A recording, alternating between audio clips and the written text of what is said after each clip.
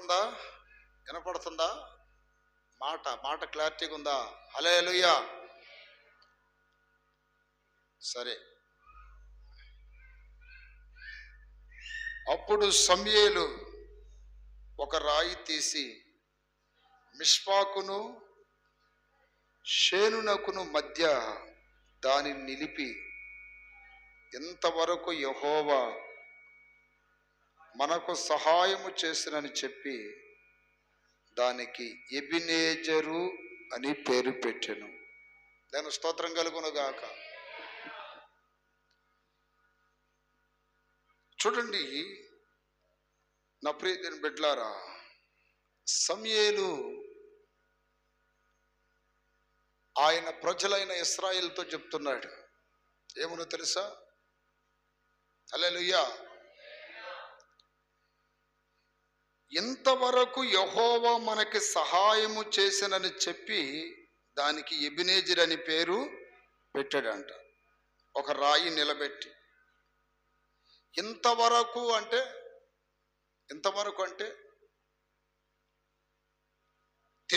దేవుని ప్రజల్ని పరిపాలిస్తూ ఆయన నడిపించిన సంవత్సరములు కొన్ని వందల సంవత్సరాలు ఉన్నాయి. వారు శత్రువులు జయించారు, అలాగే అనేక విజయాలు సాధించారు, ఆరోగ్యంతో ఉన్నారు, ఎన్నో ఘనకార్యాలు చూశారు. ఇన్ని గొప్ప కార్యాలు, ఇన్ని విధాలుగా విజయం పొందిన ప్రజలుగా మనం ఉన్నామంటే ఇంతవరకు దేవుడు మనకేం చేశాడు? సహాయము చేశాడు. ప్రియమైన బిడ్డలారా, దేవుని యొక్క సహాయము పొందిన దేవుని బిడ్డలుగా మనం ఉండాలి. ఇశ్రాయేలుకు దేవుడు సహాయం చేశాడని సమూయేలు చెప్తున్నాడు. ఈ రోజున నీకు, నీ కుటుంబానికి దేవుడు సహాయం చెయ్యాలా వద్దా? దేవుని సహాయం కావాలన్న వాళ్ళందరి చేతులు ఎత్తండి. ఇశ్రాయేలుకు యుద్ధములో జయం ఎలా కలిగింది? వాళ్ళ శక్తి సామర్థ్యాలతో కాదు. దేవుడు వారికి ప్రతి దానిలో ఎలా గెలుపునిచ్చాడంటే వారి శక్తి సామర్థ్యాలతో కాదు. దేవుని స్తోత్రం కలుగును గాక. ఏంతో ఇచ్చాడండి? ఆయన సహాయము వలన. ఈ రోజున మనకి దేవుని సహాయం కావాలి. దేవుని సహాయం లేకపోతే మనము ఏమీ చేయలేము. చాలామంది వారి శక్తి సామర్థ్యాల మీద ఆధారపడి ఇది మా వలననే అయింది, ఇది మేమే సాధించాం, మేమే మా జ్ఞానంతో పొందుకున్నాం, అలా లేకపోతే వేరే వాళ్ళ వలన మేము పొందుకున్నామని దేవుని సహాయము ద్వారా కలిగిన ఆ కార్యాలని దేవుడే చేశాడని చెప్పకుండా మనుషుల మీద ఆధారపడి ఆ ఘనతని మనుషులకు ఆరోపిస్తారు, లేక వారే చేసినట్టుగా చాలామంది గొప్పలు చెప్పుకుంటారు. దేవుని సహాయం లేకపోతే నా ప్రియమైన బిడ్డలారా, ఒక్క ముద్ద కూడా మన నోట్లోకి వెళ్ళదు. దేవుని స్తోత్రం కలుగును గాక. దేవుని సహాయం ఉంటే తప్ప మనం ఏది చేయలేం. ఒక దినాన దేవుని ప్రజలు అనబడుతున్న యూదులు ఒక రాజ్యములో శత్రువులుగా, బానిసలుగా బ్రతుకుతూ ఉన్నప్పుడు అక్కడున్న ప్రజల విధానం వేరు, ఈ ప్రజల విధానం వేరు. ఇప్పుడు దేవుని బిడ్డలను ఎక్కడున్నా గమనించవచ్చు, ఎక్కడున్నా కనిపెట్టవచ్చు. ఒకసారి ఇదే డ్రెస్ వేసుకొని నేను ఒక డిఎస్పిని కలవటానికి డిఎస్పి బంగ్లాకి వెళ్ళాను. నన్ను చూడగానే వందనాలు పాస్టర్ గారు అన్నాడు డిఎస్పి. నాకు ఆశ్చర్యం వేసింది. నేను పాస్టర్ గారిని మీకు ఎలా తెలుసు అన్నా, మీ డ్రెస్సును చూసి దైవ సేవకులని అనుకున్నానండి, నేను కూడా క్రైస్తవుండే అన్నాడు. దేవుని స్తోత్రాలు చెప్పండి. చూడండి, మనం ఎక్కడున్నా మనం దేవుని బిడ్డలమని గుర్తించాలి. కానీ ఈ విధానం కొంతమందికి నచ్చదు. యూదులు దేవుని ప్రజలుగా బ్రతుకుతున్నప్పుడు అక్కడ ఉన్నటువంటి కొన్ని అన్య ఆచారాలకు సంబంధించిన రూల్స్ ఉన్నాయి, నియమ నిబంధనలు. దేవుని ప్రజలు అవి చేయటానికి ఇష్టపడట్లా. ఆ దేశాన్ని పరిపాలిస్తున్నటువంటి ఒక రాజు ఉన్నాడు. రాజు కింద ప్రధానమంత్రి ఉన్నాడు. ఈ ప్రధానమంత్రి ఏమన్నాడంటే, రాజా, మన దేశమంతా బాగానే ఉంది, దేశంలో ఉన్న ప్రజలందరూ బాగానే ఉన్నారు, కానీ ఒక్క జాతి ప్రజలు మాత్రం సరిగా లేరు. మన విధానాలు వేరు, వారి విధానాలు వేరు. మన పద్ధతులు వేరు, వారి పద్ధతులు వేరు. మన రూల్స్ వేరు, వాళ్ళ రూల్స్ వేరు. మనము చట్టములో ఇలా ఉండాలి, అలా ఉండాలని మనం నియమిస్తే దాన్ని వాళ్ళు వ్యతిరేకిస్తారు.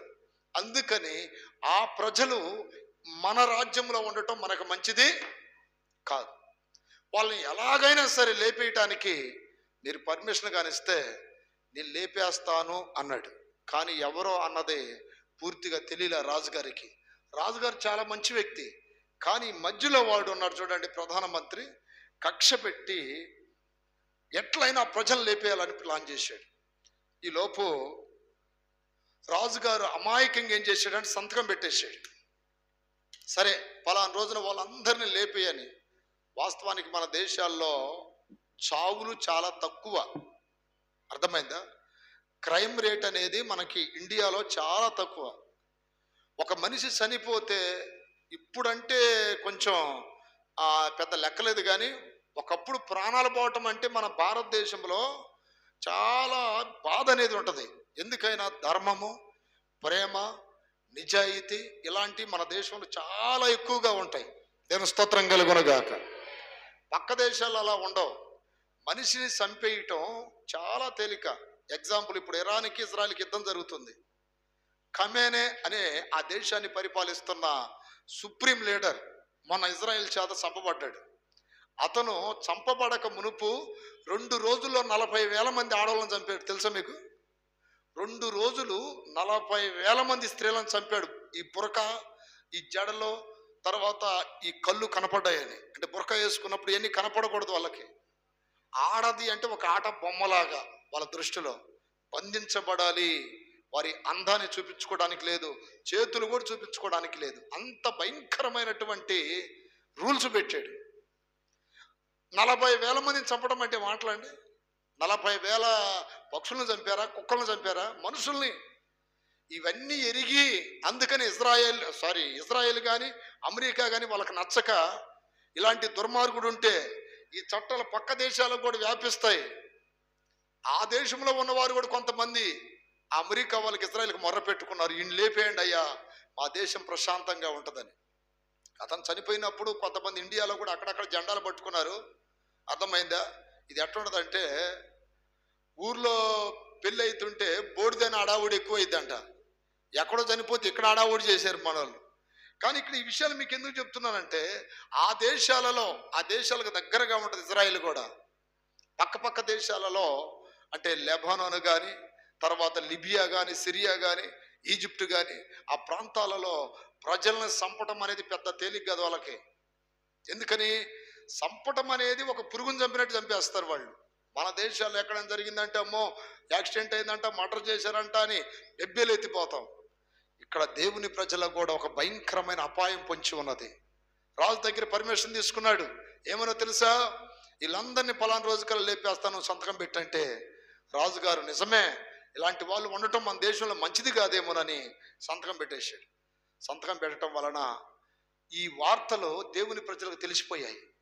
పలానా రోజున, పలానా దినమున, పలానా గంటకే పలానా యూదులందరూ చంపబడుతున్నారని తెలిసినప్పుడు దేవుని మీద ఆనుకున్న ప్రజలు కదండి, ఎక్కడంటే అక్కడ కూర్చొని ఏడుస్తూ ఉన్నారు. పలానా రోజున మేము చచ్చిపోతాం, పలానా రోజున మేము ఇట్లా అయిపోతాం, అట్లా అయిపోతామని. వీళ్ళకి సంబంధించిన ఒక స్త్రీ రాజుగారి భార్య. ఎవరండి ఆవిడ? ఎస్తేర్. వీళ్ళకి సంబంధించిన స్త్రీ. ఇప్పుడు మన అమ్మాయి ఒక గవర్నమెంట్ ఆఫీసర్నో లేకపోతే దేశాన్ని పరిపాలిస్తున్న నాయకులనో పెళ్లి చేసుకుందనుకోండి, మనకెంత గర్వకారణంగా ఉంటుంది. మా అమ్మాయి అక్కడ ఉందలే, ఏ సమస్య రాదు, ఏదైనా సమస్య వస్తే చెప్పుకోవడానికి అవకాశాలు ఉన్నాయని చెప్పుకుంటాం. అలాగే ఇప్పుడు వీళ్ళు కూడా మా కులంలో పుట్టి మాకు సంబంధించిన అమ్మాయే కదా రాజుగారి భార్య, మాకేం అపాయం వస్తుందిలే అనుకున్నారు వాళ్ళు. కానీ వచ్చింది. ఈలోపు ఎస్తేరు బాబాయ్, పెద్దవాడు, యూదులందరికీ పెద్దవాడు. ఈ హామాను అనే ఈ వ్యక్తి చేసిన కుట్రాకి ఆ విషయాన్ని చెప్పడానికి నా ప్రియ దేవుని బిడ్డలారా, మొర్దెకై అనే వ్యక్తి ఎస్తేరు దగ్గరికి పోయి తన బాధ అంతా చెప్పుకున్నాడు. బాధ అంతా చెప్పుకున్నప్పుడు ఆమె అంటది, రాజుగారు నన్ను పిలవకుండా నేను వెళ్ళకూడదు ఈ విషయం చెప్పడానికి, ఇది అన్నప్పుడు అప్పుడు మొర్దెకై ఏమన్నాడు తెలుసా? నీ వలన మాకు సహాయము దొరకకపోతే 4:14 నీవు ఈ సమయమందు ఏమియు మాటలాడక మౌనముగా ఉన్న ఎడల యూదులకు సహాయమును విడుదలయు మరొక దిక్కు నుండి వచ్చును. చప్పట్లు కొట్టండి గట్టిగా. హల్లెలూయా. దేవుని బిడ్డలు చూడండి ఎంత ధైర్యముగా మాట్లాడుతున్నారు. అమ్మా రాణి గారు, నువ్వు మా వ్యక్తివే, కానీ ఈరోజు రాణివయ్యావు. ఇదిగో మేమందరం ప్రాణాపాయంలో ఉన్నాం, నువ్వు మాకు సహాయం చేస్తే చెయ్యి, లేదంటే నీవు కూడా మా జాతి వ్యక్తివి అని తెలిస్తే నిన్ను కూడా లేపేస్తారు. ఇది మాత్రం గుర్తుపెట్టుకో. అక్కడ ఒక్క మాట అన్నాడండి, ఆ మాట నాకు చాలా ఇష్టం. ఏంటంటే, నీవు మౌనంగా ఉన్న ఎడల యూదులకు సహాయమును విడుదల వేరొక ప్రక్క నుండి దేవుడు సహాయం చేస్తాడు. హల్లెలూయా. కొన్నిసార్లు మనం వీరి వలన సహాయం వచ్చిందని అనుకుంటాం, వారి వలన సహాయం వచ్చింది అనుకుంటాం. వాళ్ళు కూడా ఇసుగు పుట్టిద్ది అనమాట. పొద్దాకలు ఎవరు చేస్తారు మీకు సహాయం అని? పొద్దాకలు ఎవరు చేస్తారు? అస్తమానం మీకు సహాయకులుగా ఉండాలంటే మా వల్ల కదా అంటారు. దేవుని బిడ్డలారా, మనకి సహాయం చేసే దేవుడు వల్ల మనకు సహాయం కలుగుతుంది. దేవుడు మాత్రమే మనకు సహాయం చేయగలడు. ఒక ద్వారం మూతపడితే 4 ద్వారాలు తెరుస్తాడు దేవుడు. 4 దిక్కులు మూతపడితే పైనుండి సహాయం చేస్తాడు. మన దేవుని పేరేంటో తెలుసా? సహాయకుడు. హల్లెలూయా. ఏం పేరు చెప్పండి? సహాయకుడు. వాక్యం చెప్తుంది, మనుషుల సహాయము వ్యర్థము, రాజులు నమ్ముకునుట వ్యర్థము, కానీ యెహోవాని నమ్ముకున్నవాడు ధన్యుడు. దేవుని సహాయం నీకు కావాలి, దేవుని సహాయం నీ కుటుంబానికి కావాలి, దేవుని సహాయం నీ ప్రజలకు కావాలి. ఇక్కడ ఈ మొర్దెకై అంటున్నాడు, నీవు మాకు సహాయం చేయకపోతే పో, మాకు ఇంకొక దిక్కు నుండి దేవుడు సహాయం చేస్తాడు. మాటల రోషం చూడండి, మాటల పౌరుషం చూడండి. దేవుని బిడ్డలో సిగ్గు లేకుండా బ్రతకూడదు, దేవుని బిడ్డలో పౌరుషం లేకుండా బ్రతకూడదు, దేవుని బిడ్డలు ప్రతి ఒక్కరి దగ్గర దాసోహంగా బ్రతకూడదు, రోషంతో బ్రతకాలి. ఎందుకనంటే మనం ఆరాధిస్తున్న దేవుడు పౌరుషం గలవాడు, రోషం కలిగిన వాడు, రోషాగ్నితో బ్రతికేవాడు. ఆయన బిడ్డలుగా పుట్టిన మనము, ఆయన బిడ్డలుగా చెప్పుకున్న మనం రోషం కలిగి ఉండాలి. కొంతమందితో శాలం చేయాలి, కొంతమందితో పట్టుదలతో ఉండాలి. కొంతమంది మనకు సహాయం చేసి కొన్ని సందర్భాలలో విసిగిపోయి వాళ్ళు ఏమంటారు తెలుసా? అస్తమానం ఎవరు చేస్తారు మీకు సహాయం? మేమే కదా. చాలా సంవత్సరాల క్రిందట ఒక అతను నాకు సహాయం చేసేవాడు. ఒక దినాన్ని నాతో ఏమన్నాడంటే, ఏమన్నాడు తెలుసా? నేనే కదా నీకు సహాయం చేస్తుంది అన్నాడు. ఆ రోజు నేను చెప్పాను, ఈ రోజు నుండి నీ దగ్గర నేను ₹1 కూడా కానుక తీసుకుని బ్రదర్. ఎందుకయ్యా అన్నాడు. నువ్వేమన్నావు? నేనే కదా నీకు సహాయము చేసేదన్నావు. నీ ద్వారా దేవుడు సహాయం చేయించాడని నువ్వు దేవుని స్తుతించు. నీవు సహాయం చేయకపోతే నాకు దేవుడు ఇంకొక దిక్కు నుండి సహాయం చేస్తాడు, ఇంకొక దిక్కు నుండి దేవుడు నాకు కార్యం జరిగిస్తాడు. నేనే అనే మాట నువ్వు అనకూడదు. ఇదిగో ఇది మొదలుకొని నేను మరలను పశ్చాత్తాపడేంత వరకు నీ దగ్గర నేను ₹1 కూడా తీసుకోను. దేవుడు నాకు ఎట్లా సహాయం చేస్తాడో నువ్వు చూద్దు కానీ ఇది పరిస్థితి అనగానే కరెక్ట్గా కొన్ని సంవత్సరాల తర్వాత వచ్చాడు నా దగ్గరికి. మళ్ళీ వచ్చి అన్నాడు, అయ్యా ఇదిగో ఇట్లా పరిస్థితి అని. నేను చెప్పాను, దేవుడు నాకు సహాయం చేస్తున్నాడా, మనుషులు సహాయం చేస్తున్నారు నువ్వు చెప్పు అన్నప్పుడు, దేవుడేలయ్యా, దేవుడే నీకు సహాయం చేస్తున్నాడు. అప్రీతిని బిడ్డలారా, దేవుడు నీకు సహాయం చేస్తున్నాడు అన్న సంగతిని నువ్వు గ్రహించకపోతే నువ్వు చాలా నష్టపోతావు. మనుషుల మీద ఆనుకుంటావు, మనుషుల వైపు చేతులు ఎత్తుతావు, మనుషులకు మొర్ర పెట్టుకుంటావు. ఎన్నో దిగుళ్ళతో, ఎన్నో చింతలతో, ఎన్నో కలవరాలతో భయపడతావు. ఈ వారంలో ఒకటి జరిగింది. ఏంటో చెప్పమంటారా? ఈ వారంలో మేము బాపట్లలో ఒక పెద్ద మీటింగ్ ఏర్పాటు చేశారు. గత 4 ఏళ్ల క్రిందట ఒక సహోదరుడికి వివాహం చేశాను నేను అక్కడ. వివాహం చేస్తే ఆ సహోదరుడికి నిన్న అబ్బాయి పుట్టాడు. అంటే ఒక 6 నెలల క్రిందట. వాళ్ళ భార్యది కర్ణాటక, దావనగిరి కర్ణాటక, హుబ్బులి, ఆవేరి, దావనగిరి. అబ్బాయిదేమో బాపట్ల.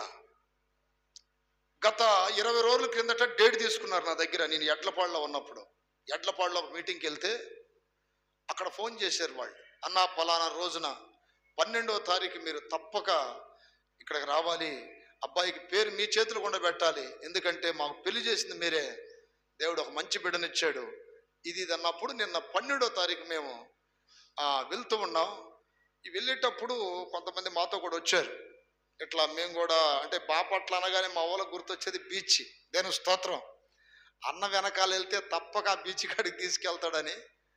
అయితే సరేలే వాళ్ళు ముచ్చటపడ్డారు కదా అని చెప్పి తీసుకెళ్తూ ఉన్నాం.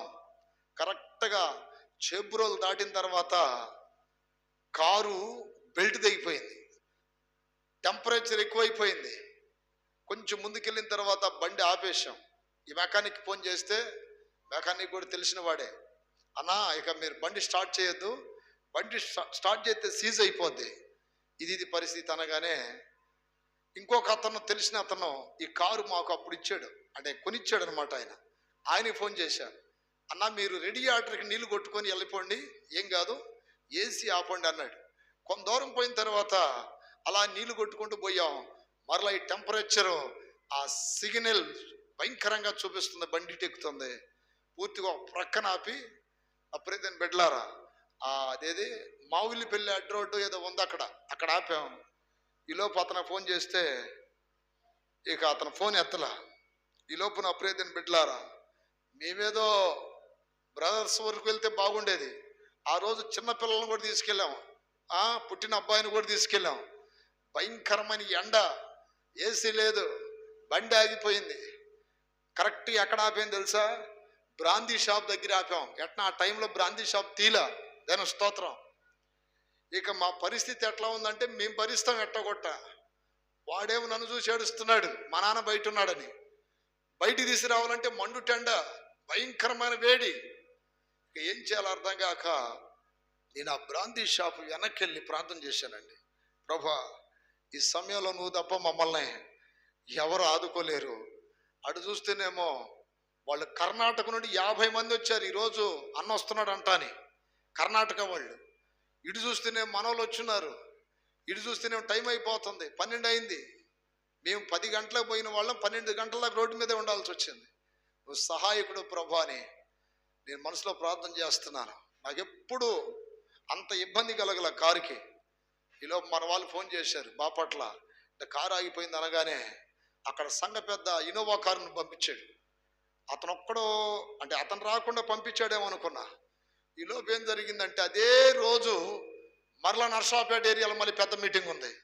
వీళ్ళకి ఫోన్ చేశాను, ఇట్లా బ్రదర్ మీరు వరకు ఫోన్ చేయి మాకండి, ఇట్లా బండి ఆగిపోయింది, ఇది అనగానే అప్పుడేదని పెట్టలారా వీళ్ళు ఏం చేశారంటే హఠాబుట్టిగా ఇటోకినోవా తీసుకొచ్చారు. ఇటోకినోవా చిత్రపైకి ఎత్తుగట్టుకెళ్ళి చెప్పండి.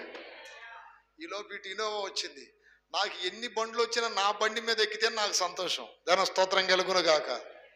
చాలా బండ్లు ఎక్కుతాం కానీ నా బండి ఎక్కితే నాకు సంతోషం. ఎందుకంటే నాకు రెండు ఇష్టం అండి. ఒకటి బైబిల్, ఒకటి బండి. ఈ బైబిల్ ఉంటే నాకు ఎక్కడలేని ధైర్యం ఉంటుంది.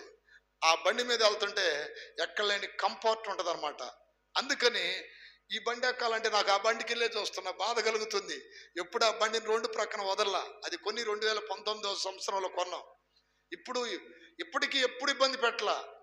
దీనికి గల కారణం కూడా ఒకటి ఉందిలేండి. నేను బండిని పొగిడా పోయిన వారంలో. ఎవరో బండి రిపేర్ అయితే ఆ బండిని కట్టుకొని పోతున్నారు. మన బండి ఉంది చూడరా, ఎక్కడ ఇంతవరకు ఏ ఇబ్బంది పెట్టలేదని పొగిడినందుకు ఆ గది పట్టింది. నేను స్తోత్రం. బండులను పొగడకూడదు అనిపించింది. బండులను పొగడకూడదు, మనం మనుషులను పొగడకూడదు. ఇక ఈలోపు ఆ ఇనోవా వచ్చింది, అందరం దాంట్లో ఎక్కిపోయాం. ఈలోపు గుంటూరు ఫోన్ చేశాం, దాని బెల్ట్ సామాన్యంగా దొరకదండి. దొరికితే దేవుడు మీకు సహాయం చేసినట్టే. ఈ బండ్లన్నీ కూడా ఇప్పుడు కొంచెం ఓల్డ్ అయిపోయినాయి. ఇది పరిస్థితి అని చెప్పగానే మన గౌతమి కొడుకు ఫోన్ చేశా. ఇదిరా పరిస్థితి అంటే, అన్నా నేను నల్లబడిలో ఉన్నాను, ఒక్క అరగంటలో నాకు ఇక్కడ పని అయిపోద్ది, నేను కారు వేసుకొని వెళ్ళిపోతానని పాపం గుంటూరు మొత్తం ఎతికాడంట. ఒక్క చోట దొరికింది, అది బెల్ట్. దేన స్తోత్ర. సరే బెల్ట్ దొరికింది కదా అని మెకానిక్లను అడుగుతుంటే ఆ బాపట్ల వాళ్ళు మేమని రావన్నారు, చేబ్రోలోలు రావన్నారు. ఎందుకంటే అందరూ పాపం నవాజు దీక్షలో ఉన్నారు. అయ్యా మేము బాగా ఉపవాసంలో ఉన్నాం, మేము రాలేము అది అని అంటే, మమ్మల్ని తీసుకెళ్లే ఇనోవా కార్ డ్రైవరు వాడు క్రిస్టియనే పాపం. ఏమన్నాడంటే, పాస్టర్ గారు మీకు ఎవరైనా మెకానిక్ తెలుసా అంటే, ఎవరు తెలియదు ఈ ఏరియాలో అన్నప్పుడు, మీరేం కంగారు పడద్దు, మీరు వెళ్ళి ముందు దేవుడు పని చేయండి, నేను చర్చికి వెళ్ళేవాడినే, ఈ బండి మొత్తం బాగు చేపించి మరలా నేను ఎక్కడ తీసుకొస్తా, బాపట్ల తీసుకొస్తాను, మీరు వెళ్ళండి అన్నాడు. కానీ నాకు ధైర్యం అనేది కొంచెం అటు ఇటుగా ఉంది. ఈరోజు పరిస్థితి ఇట్లా ఉంది, ఎట్లా అయిందని. అతను ఏం చేశాడంటే, మమ్మల్ని అక్కడ దింపి ప్రార్థన అయిపోయేదాకా మా దగ్గర ఉన్నాడు. ఎక్కడ బాపట్లలో చివరిలో ఒక 5 నిమిషాలు వాక్యం చెప్పి పేరు పెట్టి కొంచెం భోజనం చేసి మళ్ళీ బీచ్కి కొట్టాం. దేని స్తోత్రం. అతని కారులోనే అక్కడ వదిలిపెట్టిన తర్వాత మన కారు వచ్చింది ఇటు నుండి. ఎక్కడ నుండి మన నర్సాపేట నుండి. ఈలోపు వీళ్ళు ఫోన్ చేశారు నాకు, స్పర్జన్ నుంచి వచ్చా, చేతులు పైకెత్తి గడిగలు చెప్పండి, అబ్బాయి నీకు నిద్రపోవటానికి ఇదే సమయం, హల్లెలూయా, ఎన్ని గంటలైనా నిద్రపో వచ్చేదాకా అని చెప్పి అక్కడ ఉంచేసి వెళ్ళిపోయాం. కానీ నిద్రపోలేదంట, ఆకలితో అల్లాడిపోయాడంట. అన్నా ఇది పరిస్థితి, ఎండలో మండుతుంది అది ఇది అని చెప్పారు నాకు. ఈలోపు ఆ కార్ డ్రైవర్ ఏం చేశాడంటే, మమ్మల్ని బీచ్ దగ్గర వదిలిపెట్టి మరలా 2 మెకానికల్ని కాళ్ళు గడ్డలు పట్టుకొని, పాస్టర్ గారు రా, పిల్లలతో వచ్చారు, మీరు ఎట్టయినా రండి, నా కారులో తీసుకెళ్ళి నేను తీసుకెళ్ళి మరలా మీకు డబ్బులు ఇస్తాను అది ఇది అని చెప్పి, నా ప్రియదేవుని బిడ్డలారా అక్కడ నుండి తీసుకొచ్చి బాగు చేపించి నాకు ఫోన్ చేశాడు. కట్టుకెళ్ళి చెప్పండి. అయ్యగారు వాస్తవానికి ఎవరు దొరకలా, కానీ 2 మాత్రం పాస్టర్ గారు అని చెప్పారు కాబట్టి మేము వస్తాం, తొందరగా మమ్మల్ని పంపించాలి, మేము వచ్చినందుకు కాస్త ఏమే డబ్బు కావాలి, కొద్దిగా ఇచ్చిన దానికంటే ఇంకొంచెం ఎక్కువ ఇస్తే మేము వస్తామని చెప్పినప్పుడు, మీరు డబ్బులు చూడ కాకండి అని చెప్పి తీసుకొచ్చి బాగు చేపించి మేము బీచ్ దగ్గర నుండి చూసి వచ్చేసరికిలా కరెక్ట్గా మాకు బాపట్ల తీసుకొచ్చారు బండి. గట్టిగా చెప్పండి. ఇంకా ఈలోపు అక్కడ నుండి నా ప్రియదేవుని బిడ్డలారా వీళ్ళని వచ్చినటువంటి మనోళ్ళే తీసుకొచ్చారు, రాజు వాళ్ళ బండిలో ఎక్కించి నేను స్పర్జన్ మాకు ఎప్పుడు తెలియనటువంటి రోడ్లో వెళ్ళిపోయాం, ఎడిపోతున్నామో తెలీదు. ఎక్కడ నుండి బాపట్ల పెదనందిపోడంట. ఒకప్పుడు మేము వెళ్ళేటప్పుడు దారులు లేవటు, అంటే అంత బాగలేవు. ఇప్పుడు చూస్తే బైపాస్లు వేశారు. అసలు ఎటు వెళ్ళిపోతుందా బండి అర్థం కాల. ఆగ్రా నుండి ఢిల్లీ వెళ్ళేటప్పుడు బైపాస్ గుర్తొచ్చింది నాకు. చీకట్లు ఎటు వెళ్ళిపోతున్నామో తెలియట్లా. దేని స్తోత్రం. మొత్తానికి ఇల్లేం ఫోన్ చేస్తున్నారన్నా, ఇక్కడ మీటింగ్ టైం అయింది, పాటలు అయిపోయినాయి, సంగీతం వాళ్ళు కూడా వెళ్తానంటున్నారు అనగానే ఇంకొక అరగంటలో ఖచ్చితంగా వచ్చి పడతాం అక్కడ అని చెప్పాం. కరెక్ట్గా అరగంట కల్లా అక్కడికి వెళ్ళిపోయాం. వాక్యం టైంకల్లా అడావుడిగా స్నానం చేసి బట్టలు వేసుకొని అట్లా. అంటే ఎందుకు ఈ విషయాలన్నీ మీకు చెప్తున్నానంటే, ఆపత్కాలములో మనుషులైతే మనకు సహాయమా చేయలేరు. అడుగడుగున ప్రార్థన. అయ్యా కొత్త బెల్ట్ వేశారు, మళ్ళీ ఇంకో మాట చెప్పారు, అన్నా ఇది బెల్ట్ కూడా నాసు రకమైన బెల్ట్ అంట, అంత క్వాలిటీది కాదని చెప్పారు. అనగానే తోలేటప్పుడు ఏమన్నా దిగిపోద్దేమో, మళ్ళీ ఆగిపోతామేమో మధ్యలో, ఇదొక బాధ. కానీ దేవుడు గమ్యానికి చేర్చాడు. దేని స్తోత్రం కలుగును గాక. దేవుని యొక్క వాక్యంలో నా ప్రియ దేవుని బిడ్డలారా, మనము దేవుని మీద ఆనుకున్నప్పుడు, దేవుని వైపు చూసినప్పుడు, దేవునికి మొర్ర పెట్టినప్పుడు దేవుడు మనకు సహాయం చేస్తాడు. నేను మీకు ఒక విషయం చెప్తున్నా, కలలో కూడా మీరు మీ మీద ఆనుకోవద్దు, మనుషుల మీద ఆనుకోవద్దు, మహిమగల దేవుని మీద ఆనుకోండి. దేవుని స్తోత్రం కలుగును గాక. దేవుని యొక్క వాక్యం చెప్తున్న మాట ఏంటంటే, నా ప్రియ దేవుని బిడ్డలారా వాక్యం చదవండి. దేవుడు ఎవరికి ఎలా సహాయం చేస్తాడంటే, 1 మొర్ర పెట్టినప్పుడు, 2 దినవృత్తాంతముల గ్రంథం 14వ అధ్యాయం 11వ వాక్యం. మాకు సహాయం కావాలన్న వాళ్ళందరూ చేతులు ఎత్తండమ్మా. ఎంతమందికి కావాలో సహాయం? దేవుడు సహాయం కావాలా, మనుషులకు సహాయం కావాలా? గట్టిగా చెప్పండి, వినపడట్లా. కావాలి కదా. ఇప్పుడు ఏం చేయాలో చదవండి. ఆస తన దేవుడైన యెహోవాకు మొర్రపెట్టి, యెహోవా విస్తారమైన సైన్యము చేతిలో ఓడిపోకుండా బలము లేని వారికి సహాయము చేయుటకు నీకన్నా ఎవరునూ లేరు. మా దేవా యెహోవా మాకు సహాయము చేయము, నిన్నే నమ్ముకొని ఉన్నాము. చాలు చాలు. ఆస అనే ఒక రాజు యుద్ధానికి వెళ్ళాడు. వచ్చిన సైన్యము పెద్దది, వీళ్ళ సైన్యమేమో చిన్నది. కొన్నిసార్లు గుంపును చూస్తే భయపడతాం. అమ్మో వాళ్ళ పక్కన ఎంతమంది ఉన్నారు, ఇన్ని లక్షల మంది ఉన్నారు, ఇన్ని వేల మంది ఉన్నారని. దేవుని సహాయము మనకి కలగాలి అంటే రోజుకు ఒక్కసారి ఇశ్రాయేల్ని గుర్తు చేసుకోండి. ఇజ్రాయెల్ దేశాన్ని. అర్థమైందా? 1,000,000 మంది కంటే కూడా తక్కువగా ఉన్న ఇజ్రాయెల్ దేశం 1,00,00,000 మంది ఉన్న దేశాలని భయపెడుతుందంటే నిజంగా ఇజ్రాయిల్కి ఎవరున్నారండి?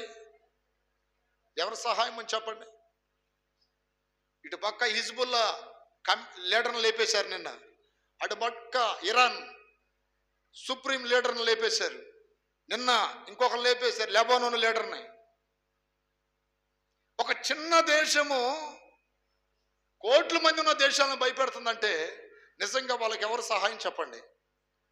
మనుషుల సహాయమా, దేవుడి సహాయమా? ఈ రోజున గుంపును చూడమాకండి. నా వెనకాల ఎవరు లేరు, మా వెనకాల ఎవరు లేరు అనుకోమాకండి. దేవుడు తక్కువ ఎక్కువ చూడడు. దావీదు చిన్నోడేగా. ఏమంటే గొలియాత్ ఎంత ఎత్తరి, ఎంత బలాఢ్యుడు, ఎంత దేహ ద్రాఢ్యం గలవాడు. అలాంటి వాడు ఒక చిన్న గొలియాత్ చేతిలో, దావీదు చేతిలో ఓడిపోయాడంటే ఇప్పుడు దావీదు యుద్ధం చేశాడా? దావీదు పక్షాన్ని దేవుడు నిలబడి యుద్ధం చేశాడా? ఎవరు సహాయం కావాలి నీకు ఈ రోజున? దేవుని స్తోత్రం కలుగునగాక. చాలాసార్లు మనుషుల మీద ఆధారపడతారు. ఒక చిన్న దేశం అండి, చిన్న దేశం ప్రపంచాన్ని ఉనికిస్తుంది అంటే ఈ మధ్య ఒక అతను నాకు చెప్పాడు. ఏమన్నా తెలుసా?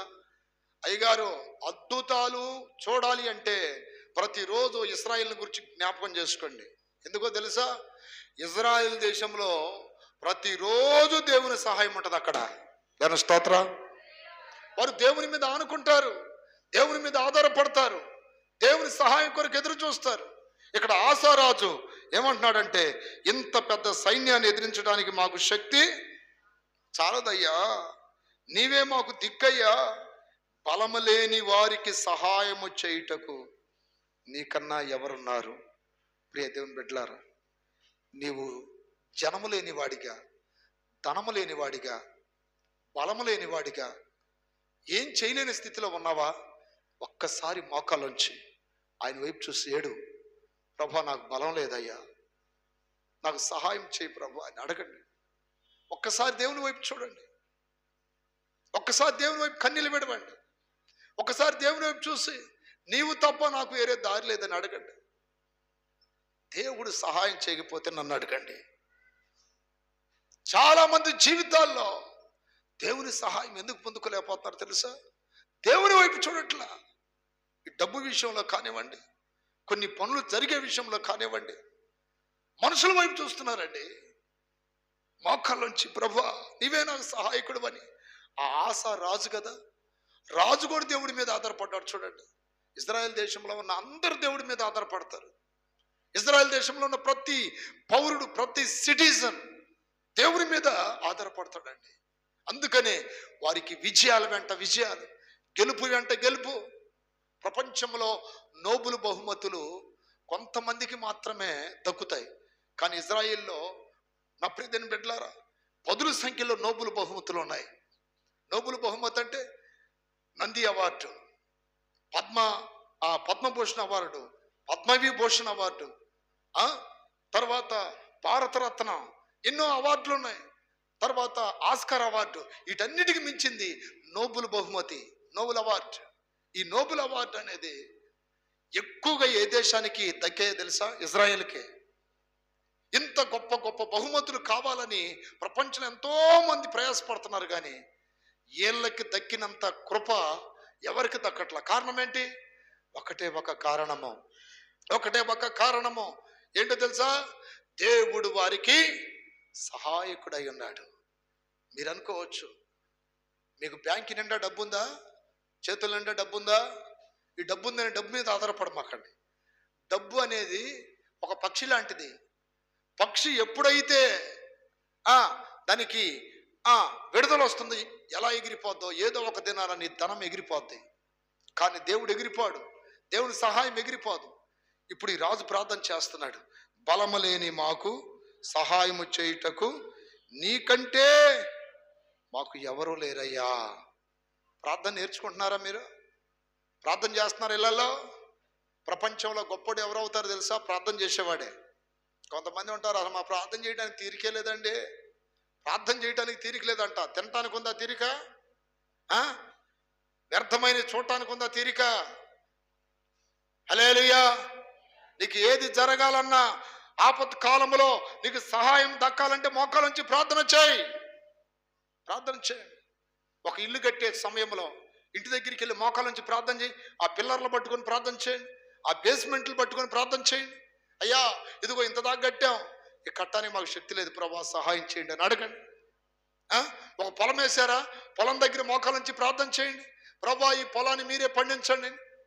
ఒక వ్యాపారం చేస్తున్నారా, వ్యాపారం దగ్గర ప్రార్థన చేయండి. స్త్రీలారా మీరు కూడా ఇళ్లలో సరుకులు బొరుకులు అయిపోయినాయి అనుకోండి, అక్కడ కూడా ప్రార్థన చేయండి, ప్రభా సమృద్ధిగా ఇవ్వయ్యా అని. దేవుని మీద ఆనుకున్నప్పుడు, దేవుని సహాయం కోరుకున్నప్పుడు నమ్మిన వారిని దేవుడు సిగ్గు పరచడం. చేతుల పైకెత్తి గట్టిగా చెప్పండి. ఇంకొక విచిత్రం ఏంటంటే, కొంతమంది ప్రార్థన విన్న వాళ్ళు మాగు చెప్పి వాళ్ళు ప్రార్థన చేయరు. మాకు చెప్తారు, అయ్యా మా కోసం కొద్ది ప్రార్థన చేయ్యా అని. ప్రార్థన చెయ్యి అనటం ఒక మాటే కదా, ప్రార్థన చేయటం ఒక మాటగా. ప్రార్థన చెయ్యి అంటే చేస్తాం, దాని స్తోత్రం. ప్రార్థన చెయ్యయ్యా అంటారా? ఒక మాటతో అయిపోద్ది, కానీ మీరు చేయరా? మేము చెయ్యం. ఒక ఆమె ఏం చేసిందంటే, ప్రార్థన విన్నపాన్ని మాకు అప్పగించింది. అయ్యా అబ్బాయికి బాగలేదు, ప్రార్థన చేయండి అయ్యగారు అన్నది. సరేనమ్మా ఏముందంటే, అబ్బాయి ఆరోగ్యం బాగలేదయ్యా, ఇట్లా పరిస్థితి అనగానే పాపం ఏమన్నా అయిపోద్దేమోనని బాగా ప్రార్థన చేస్తున్నా. నేను ప్రార్థన చేస్తూ నాకెందుకో డౌట్ వచ్చింది. వాళ్ళు ప్రార్థన చేస్తున్నారా లేదని వాళ్ళకి ఫోన్ చేశా. ప్రార్థన చేస్తున్నారా లేదని ఫోన్ చేస్తే ఫోన్ ఎత్తి, అమ్మా ఎలా ఉన్నారు, బాగున్నారంటే, బాగానే ఉన్నాం అన్నయ్య అన్నది. ఇంతకేం చేస్తున్నారంటే, కాసేపు టీవీ పెట్టుకొని చూస్తున్నాం అన్నయ్య అన్నది. ఏం పెట్టుకొని? కాసేపు టీవీ పెట్టుకొని చూస్తుందంట. పిల్లలే ఏడిపిస్తున్నారని. అంటే ఇక్కడ కడుపు మార్చుకొని ఉపవాసాలుండి ప్రార్థన చేసేది మేము, మీరేమో టీవీలు పెట్టుకొని చూస్తారా? ఇది ఎక్కడ న్యాయం అండి? హల్లెలూయా. నేను చెప్పాను, నీకోసం ఇక నేను ప్రార్థన చేయను. అట్టను మాకన్నా అన్నయ్య. అట్టనిదేంటి? నువ్వు ప్రార్థన చేయకుండా టీవీలు చూసుకుంటూ సీరియల్ చూసుకుంటూ సమయాన్ని అంతా వృధా అలా చేసుకుంటే మీకోసం మేము ప్రార్థన చేయాలా? దేని స్తోత్రం కలుగునుగాక. ఎలాంటి దౌర్భాగ్య పనులు చేయమాకండి. మీకు బాగలేదని, మీ పరిస్థితులు ఇబ్బందిగా ఉన్నాయని దైవ సేవకులుగా ప్రేమతో మీ కొరకు ప్రార్థన చేస్తున్నప్పుడు మీరు కూడా మాకంటే ఎక్కువగా ప్రార్థన చేసుకోవాలి. అలా కాకుండా మన అన్నన్నాళ్ళే ప్రార్థన చేస్తారంటే, అన్న చేస్తాడు, మీరు కూడా చేసుకోవాలిగా. దేని స్తోత్రం కలుగునుగాక. ఒక విచిత్రం అండి ఇది. చాలా మంది జీవితాలు ఇదే జరుగుతుంది. పాస్టర్ గారు ప్రార్థన చేస్తాడులే అని. మీరు ప్రార్థన చేయాలి. ఇప్పుడు గడ్డి మోపు ఉంది, అయ్యా కొంచెం ఎత్తుతారా అన్నప్పుడు ఎత్తుతారు. ఎత్తేవాడే కానీ మోస్తాడవాడు? చెప్పండి. అలాగే ప్రార్థన చేయండి అంటే ఏదో అందరి కొరకు చేస్తాం, మీ కొరకు కూడా చేస్తాం, కానీ భారం అంతా మొయ్యలేంగా. మీరు మొయ్యాలి. ఏదో కాస్త కోసం సేవకులు ప్రార్థన చేస్తారు. పూర్తిగా సేవకులే ప్రార్థన చేస్తారులే, నేను సినిమాలు చూసుకుంటూ కూర్చుంటా, ఫోన్లు చూసుకుంటూ కూర్చుంటే కుదరదు. అలాంటి వాళ్ళకి దేవుడు సహాయం చేయడు. వాక్యం చెప్తున్న మాట ఏంటంటే, ప్రార్థన వలన మనకేం కలుగుతుంది? సహాయము కలుగుతుంది. చేతుల పైకెత్తి గట్టిగా చెప్పండి హల్లెలూయా. 2 దినవృత్తాంతముల గ్రంథములు 18:31. 2 దినవృత్తాంతముల గ్రంథం 18:31. ఒక దినాన యెహోషాపాతు రాజు ఒక రాజుతో కలిసి యుద్ధానికి వెళ్తాడు. వాస్తవానికి ఆ యుద్ధానికి వెళ్ళకూడదు, ఆ చోటుకి వెళ్ళకూడదు, దైవ చిత్తం లేకుండా వెళ్ళాడు. వెళ్ళినప్పుడు ఆ రాజుతో యుద్ధం చేస్తున్నటువంటి వారు యెహోషాపాతు రాజు మీదకి ఆ రాజు అనుకొని వచ్చేసారు. అప్పుడు యెహోషాపాతు రాజు అమ్మో చచ్చిపోయానేమోనని భయముతో ఏం చేశాడు తెలుసా? యెహోవాకి మొర్ర పెట్టాడు.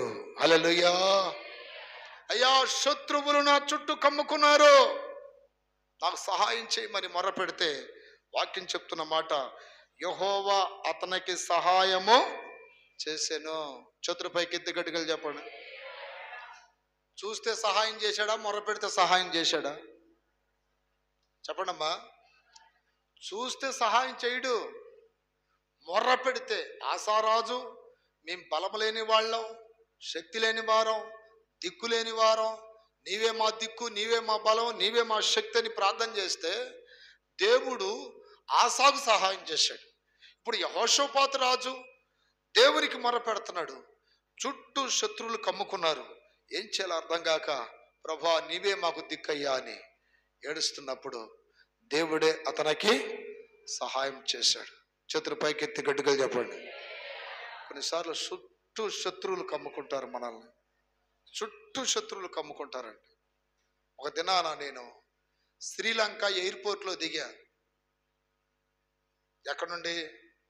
మలేషియా నుండి శ్రీలంక ఎయిర్పోర్ట్లో దిగా. రిటర్న్లో పోయేటప్పుడు శ్రీలంక వెళ్ళి, అక్కడ నుండి బ్యాంకాక్ వెళ్ళి, ఆ తర్వాత కంబోడియా వెళ్ళి, ఆ తర్వాత మలేషియా వెళ్ళి, మలేషియా నుండి డైరెక్ట్గా శ్రీలంక వచ్చి శ్రీలంక ఎయిర్పోర్ట్లో దిగ్గానే నన్ను చూసి వాళ్ళు, ఆ ఎయిర్పోర్ట్లో ఉన్న వాళ్ళు కొంతమంది ఎవరికో ఫోన్లు చేశారు. పక్కన AK-47 గన్నులు తీసుకుని వచ్చారు వాళ్ళు. నేను ముందు సీట్లో కూర్చున్నాను కాబట్టి త్వరగా దిగిపోయా. ఫ్లైట్ ల్యాండ్ అయింది, క్రిందకు దిగా. ఈలోపు నాతో పాటు వస్తున్న టీం వాళ్ళు లాస్ట్లో ఉన్నారు. అంటే వాళ్ళకి రిజర్వేషన్ చివర్లో అయింది. విమానం అంటే ఎంత ఉంటుంది అనుకుంటున్నారు? విమానం అంటే చిన్న కారు అనుకుంటున్నారా? ఇంచుమించు 375 లేకపోతే 400 సీట్లు ఉంటాయి. ఒక్క బస్సుకు ఉండేది 40-46 సీట్లు. ఎన్ని బస్సులు అయితే ఒక విమానం అయితే మీరు చూడండి. దగ్గర 10 బస్సులు అయితే ఒక విమానం అయింది. దేవుని స్తోత్రం. అలాంటిది గాల్లో లేస్తుంది. అయితే ఇక్కడ ఏం జరిగిందంటే, ముందు నేను దిగ్గానే గన్నులు తీసుకుని వచ్చారు వాళ్ళు. నాకు అర్థం కాల. కొన్నిసార్లు ఈ డ్రెస్ కూడా వేసుకోకూడదు కొన్ని ఏరియాల్లో. ఇది కూడా ఇబ్బంది మాకు. అన్ని చోట్ల ఈ డ్రెస్సు మ్యాచ్ అవ్వట్లా. అంటే నేను ఏమనుకున్నారు వాళ్ళు? నన్ను ఉగ్రవాది అనుకున్నారో ఏమనుకున్నారో నాకు అర్థమైపోయింది. వాళ్ళు గుసగుసలు మాట్లాడుకుంటున్నారు. ఎందుకు వాళ్ళు గన్నులు తీసుకుని వచ్చారు నాకు ఇప్పటికీ అర్థం కాల. నాకైతే నా అంతరాత్మకి అర్థమైపోయింది, ఏదో వాళ్ళు నన్ను అనుమానపడ్డారు ఏదో అని. ఈలోపు ఆ ప్రక్క నిలబడిలో బస్సు వచ్చింది. విమానము ల్యాండ్ అయిన దగ్గర నుండి ఎక్కడ దాకా తీసుకురావాలంటే అప్రీతిని పెట్టారు, బయటికి వెళ్ళే ద్వారం దగ్గర తీసుకొచ్చి వదిలేస్తుంది బస్సు. ఫుల్ చెకింగ్ అనమాట. ఆ బస్సు వచ్చింది. ఏ బస్సు వచ్చినా కూడా నేను వెళ్ళట్లా, అక్కడే నిలబడ్డా. ఎందుకని? వెనకాల ఇళ్ళ కోసం. అంటే ఒకవేళ నేను ఏ బస్సు వచ్చినా అందరు వెళ్ళిపోతున్నారు, ఇతను వెళ్ళట్లేదు ఏంటా అని అనుమానపడ్డారు ఏంటో తెలియదు. కానీ 2 బస్సులు వచ్చాయి, వెళ్ళిపోయాయి. జనం ఎక్కుతున్నారు, వెళ్ళిపోతున్నారు. నేనేం మా వాళ్ళు రాలేదని చెప్పి వాళ్ళ కోసం ఎదురు చూస్తున్నా. AK-47 గన్నులు తీసుకుని వచ్చారు, నాకెళ్ళే చూస్తున్నారు, గుసగుసలు మాట్లాడుకుంటున్నారు.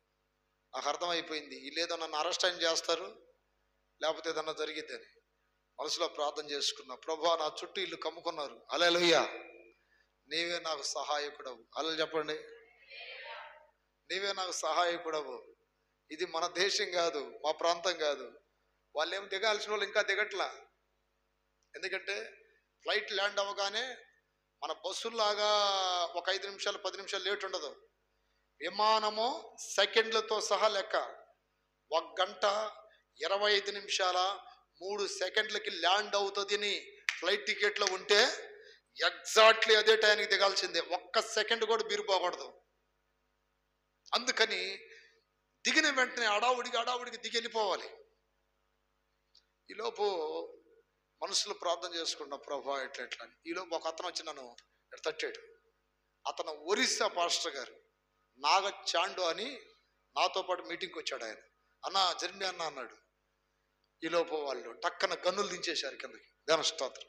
వాళ్ళకి ఏమనిపించిందంటే ఇతను ఒక్కడే రాలేదు, ఇంకా ఎవరో వాళ్ళ కోసం వెయిటింగ్ చేస్తున్నాడు అని. ఒకవేళ తొందరపాటులో ఏదైనా చేస్తే ఏమైందండి?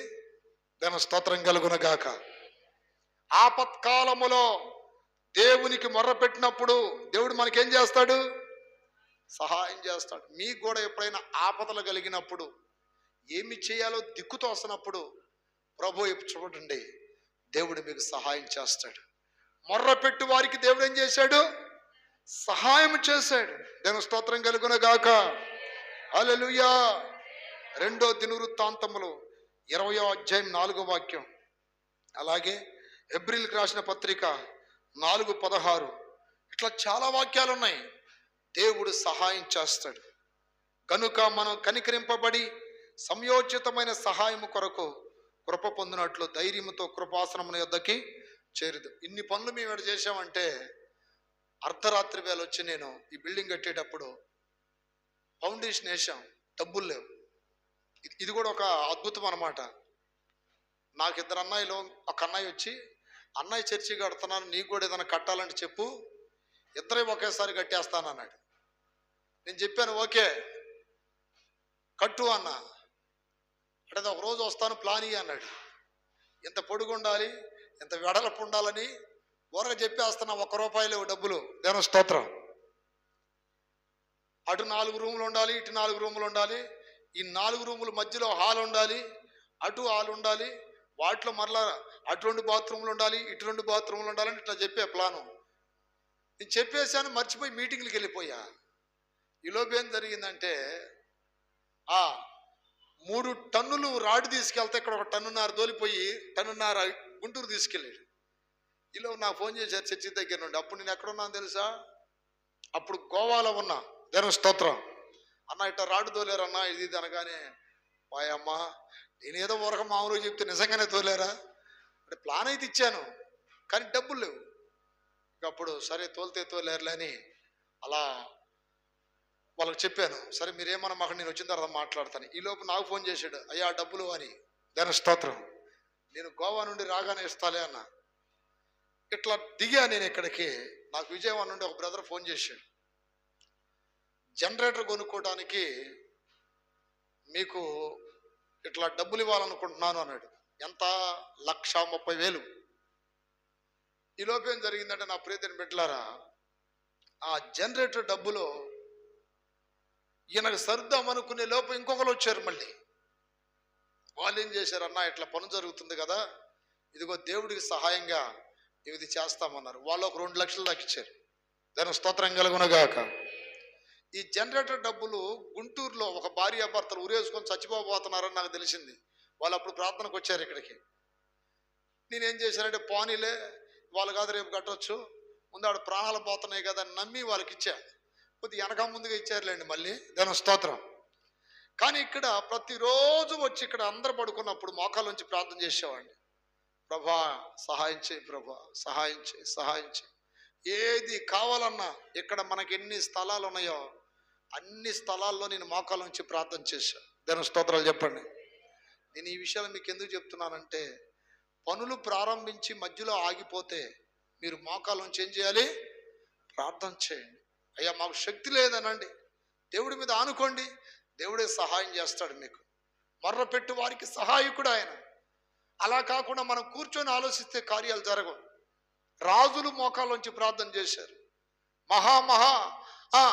ప్రధానులు ప్రార్థన చేశారు. బైబిల్లో ప్రార్థన వలన దేవుడు మనకు సహాయం చేస్తాడు. ప్రార్థన వలన అద్భుతాలు చేస్తాడు. ప్రార్థన వలన మహిమలు జరిగిస్తాడు. కానీ మనం అన్నీ చేస్తాం, కానీ ప్రార్థనకి వస్తాం అంటే మందిరానికి వస్తాం, పాటలు పాడతాం, పరిచర్య చేస్తాం, దేవుడికి ఏదైనా కానుకలు ఇస్తాం, దశమ భాగాలు ఇస్తాం. కానీ మనం చెయ్యని ఒక పని ఏంటంటే ప్రార్థన చేయం. అన్నీ చేస్తాం. నువ్వు ప్రార్థనకు వస్తే సరిపోతుందా? ప్రార్థన చెయ్యాలి, ప్రార్థన చెయ్యాలి, దేవునికి మొర్ర పెట్టాలి. పిల్లలకు కూడా నేర్పాలి ప్రార్థన చేయటం, ప్రార్థన చేయటం నేర్పాలి. మీరు ఇంట్లో మోకాళ్ళ నుంచి ప్రార్థన చేయగలిగితే నా దేవుడు చేసే సహాయాలు ఎంత గొప్పగా ఉంటాయో తెలుసా మీకు? చేతుల పైకెత్తి గట్టిగా చెప్పండి హల్లెలూయా. ఈ రోజు వరకు నా జీవిత యాత్ర ఎలా కొనసాగుతుందంటే ప్రార్థన ద్వారానే. ప్రార్థన లేకుండా ఏది నేను ప్రారంభించను, ప్రార్థన లేకుండా ఏది జరగదు. ప్రార్థన చేయలేదంటే నాకు భయం వచ్చేసింది. నేను ప్రార్థన చేయకుండా ప్రారంభిస్తున్నాను, ఇది అయిద్దో లేదో అని డౌట్ వచ్చేస్తుంది. ప్రార్థన వలన ఎన్నో విజయాలు మనం పొందొచ్చు. అందుకనే దావీదు అంటాడు చివరిగా ఒక మాట, అప్రియమైన బిడ్డలారా, నీ సహాయము వలనే మేము సైన్యములను జయించెదము. హల్లెలూయా, హల్లెలూయా. నీ సహాయము వలనే మేము సైన్యములను జయిస్తాము. 2 సమూయేలు గ్రంథం 22:30 అంటున్నాడు, నీ సహాయము చేత నేను సైన్యములను జయించెదను. నువ్వు ప్రార్థన చేయి చాలు, అన్నిటిలో దేవుడు నీకు విజయం ఇస్తాడు. మీరు అనుకుంటారు కొన్నిసార్లు మాకు డబ్బు ఉంది, పరపతి ఉంది, వాళ్ళు ఉన్నారు, ఇల్లు ఉన్నారని. ఎంతమంది ఉన్నా ప్రార్థన లేకపోతే ఏది జరగదు. గుర్తుపెట్టుకోండి, ప్రార్థన ద్వారా అన్నీ సాధ్యమవుతాయి. ఇప్పుడు దేవుని సహాయం ఎలా కలిగిద్దంటే, ఎలా సాధ్యమైందంటే అది ప్రార్థన ద్వారానే కదా జరిగేది. ప్రార్థన ద్వారా కాకుండా వేరొక విధానంలో కార్యాలు జరగవో. ఖచ్చితంగా ప్రార్థన ద్వారా దేవుడు సహాయం చేస్తాడు. అందరు పైకి లేచి నిలబడండి. హల్లెలూయా, హల్లెలూయా. ప్రియ సహోదరుడా, సహోదరి, 2 చేతులా పైకెత్తి, ప్రభువా నీకు స్తోత్రం, నీవు మాకు సహాయకుడు అయ్యన్నావు. చేతులు ఎత్తండి, చేతులు ఎత్తండి, చేతులు ఎత్తండి. నీవు నాకు సహాయకుడు అయ్యన్నావు. నీ సహాయం మాకు కావాలి ప్రభా. మా పనులలో కావాలి, మా వ్యాపారంలో కావాలి, మా ఇంట్లో కావాలి, మా జీవితంలో కావాలి. నీ సహాయం కొరకు మేము ఎదురు చూస్తున్నాం ప్రభా. నీ సహాయం ఉంటే మేము సైన్యములను జయిస్తాం. నీ సహాయం ఉంటే ఏదైనా ఎదిరించగలం. నీ సహాయం అంటే మాకు అన్నీ సాధ్యమవుతాయి ప్రభా. నీ సహాయము వలనే మేము ఏదైనా చేయగలుగుతాం. ఈ రోజు నుండి ప్రారంభించండి. మీరు ఏది పొందుకోవాలన్నా సరే ప్రార్థన ద్వారానే మీరు పొందుకోగలుగుతారు. ప్రియ దేవుని బిడ్డలారా, కృపాసనము యొద్దకి మీరు చేరి ఆయన పాదములు పట్టుకొని ప్రభువా నాకు సహాయం చేయమని అడిగినప్పుడు, దేవునికి మొర్ర పెట్టినప్పుడు దేవుడు గొప్ప కార్యాలు జరిగిస్తాడు, అద్భుత కార్యములు జరిగిస్తాడు, మహిమలు జరిగిస్తాడు, ఆశ్చర్య కార్యములు జరిగిస్తాడు, గొప్ప కార్యములు జరిగిస్తాడు. ఆయన సహాయం వలన మనం ఏదైనా పొందుకుంటాం. స్తోత్రం, స్తోత్రం, స్తోత్రం, స్తోత్రం, స్తోత్రం, స్తోత్రం, స్తోత్రం, స్తోత్రం, స్తోత్రం.